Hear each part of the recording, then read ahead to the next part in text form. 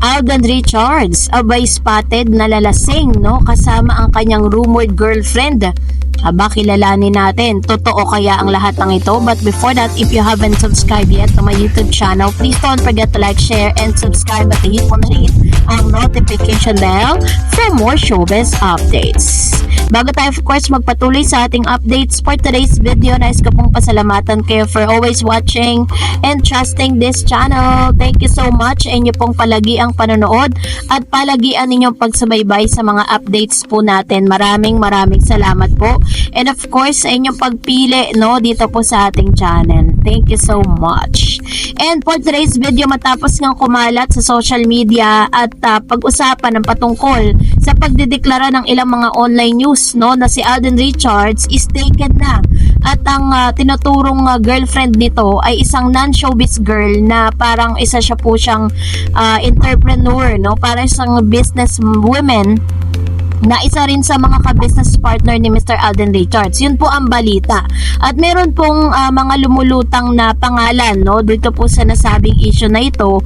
At maraming mga fabricated news na nagsasabi na parang may mga umalma at meron din naman parang naniwala patungkol sa balitang ito. Pero nung chinek po natin yung mga evidence, no, na makapagsasabing hindi nga totoo na siya yung rumored girlfriend ni netong si Mr. Alden Richards, ay totoo nga, no, talagang meron po talagang mga hindi totoong balitang lumalabas. Dahil base po, meron po kasi nag-post dito sa atin pong sa comment section at pinangalanan niya kung sino po yung girl na tinutukoy na non-showbiz girlfriend ni Mr. Alden. So dahil dito, nag-imbestiga po tayo, no. Connect natin lahat ng mga social media accounts, pero tila baga parang mailap, no. Sabi po dito ni Mabella, Mitch Oliva is the entrepreneur who has bakery and runs with him regularly, but seems to be in a relationship with Prince Ben Mar, who is also in their fan group. They both show in the photos with Alden released during the recent trip to Ilocos Norte. Ang tinutukoy kasi nila si Mitch Oliva.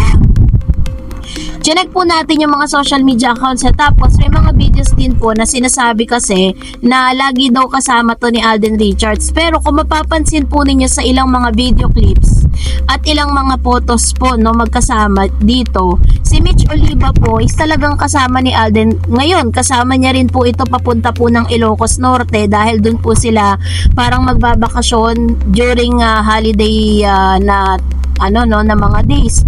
Pero base po sa investigation, itong si Mitch Oliva na kasama ni Alden Richards ngayon sa Ilocos ay meron po siyang jowa at meron po siyang sinasabing asawa. Asawa niya po itong lalaki na to, si Ben Mar.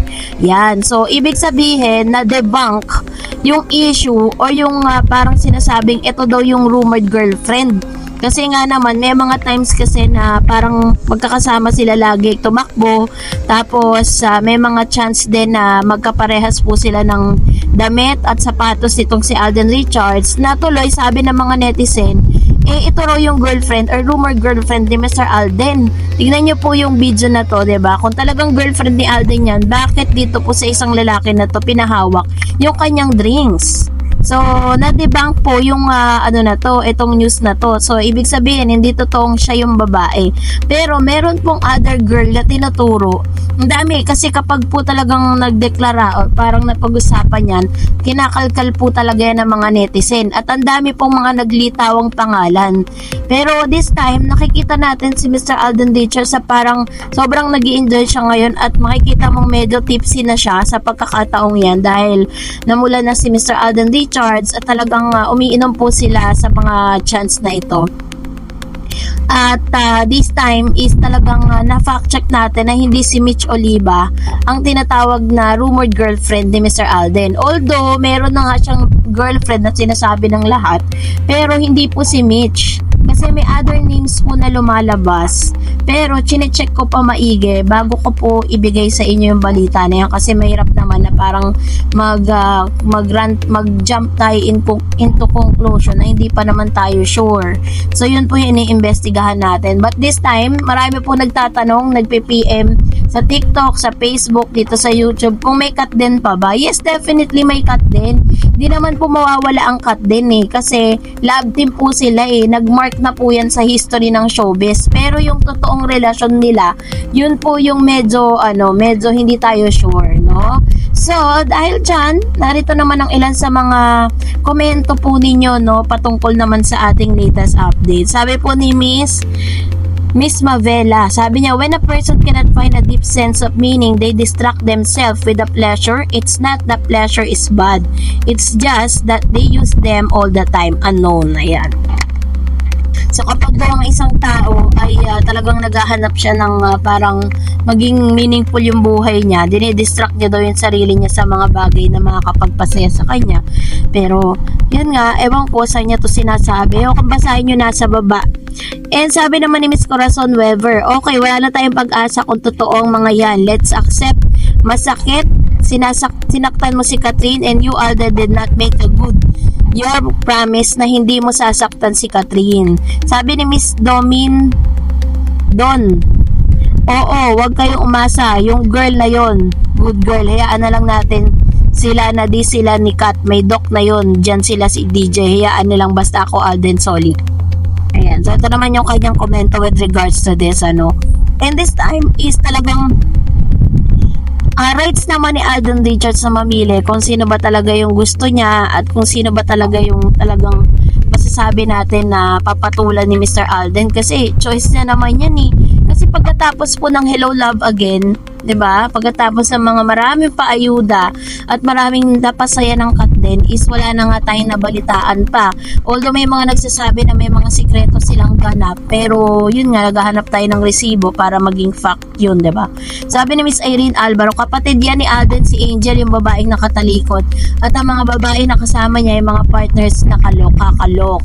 And sabi ni Miss Flowerson, sana masaya na si Alden ngayon at tutuhanin na ni Alden. Dahil ayaw man niyang umamin. Sabi ni Miss Anastasia Malabo, sana lang Ma'am Darrets, wag na lang lagi ikabit ang pangalan ni Catherine kay Alden. Ngayon, announce na ni Alden bago niyang girlfriend.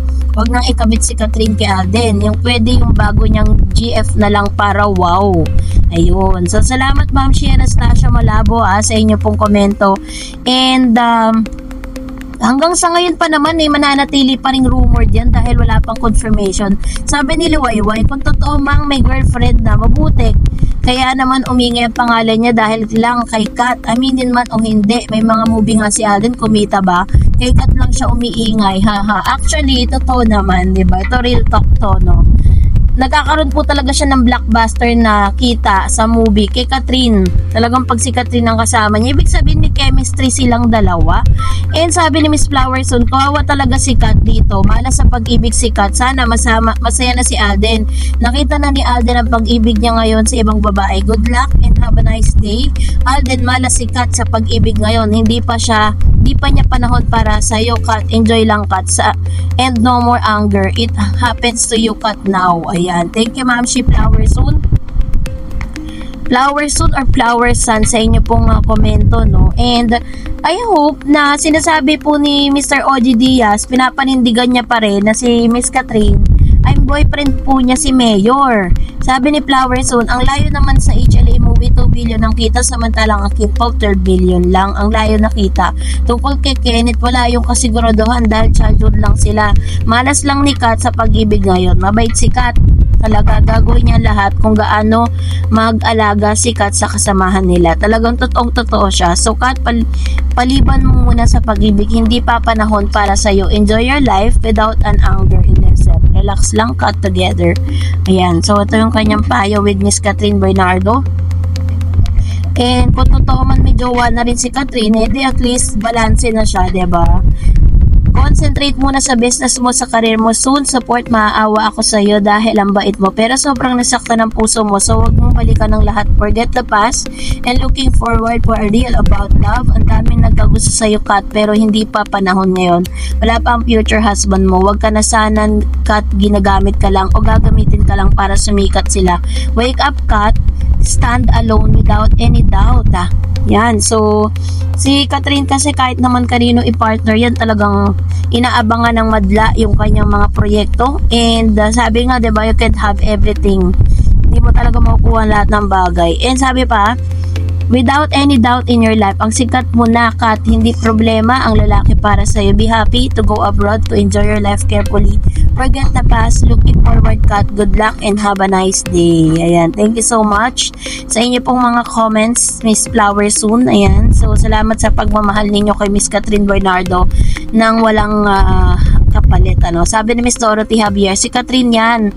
Kasi invited niya si Kat sa fun run niya this month of May at pumayag na si Kat, attend daw si Kat sa fun run. Si Alden, hinintay lang natin ang announcement nila kasi entrepreneur din si Kat. Maraming negosyo.